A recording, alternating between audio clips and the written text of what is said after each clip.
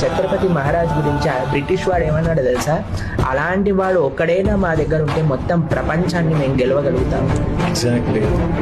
ఔరంగజేబ్ లాంటి దుష్టుడు కూడా అన్నారట, ప్రార్థన చేస్తూ ఏమంటారు, వాళ్ళని హెవెన్ డోర్స్ ఈయన కోసం ఓపెన్ చేసి పెట్టండి, ఎందుకంటే ప్రపంచంలో అన్నిటికంటే వీర యోధుడు మరణించబోతున్నారు. అలాంటి పౌరుషం కలిగిన భూమిలో మనం పుట్టామండి. మన మానవ జన్మని ఎలా సేవలో అర్పించాలి అని ఆలోచించిన దేశం అండి మన దేశం. మీకు ఒక విషయం చెప్తానండి, ఏ బయట రాజ్యములలో కనీసం 10-20 సంవత్సరాలే వేరే మతం వాడు పాలిస్తే మొత్తం దేశము ఆ మతం మారిపోయింది. కానీ మన భారతదేశానికి 1000 సంవత్సరాలుగా అన్య మతస్థులు మనల్ని ఆక్రమించినా సరే ఇప్పటికీ సనాతన సంస్కృతి నిలబడింది.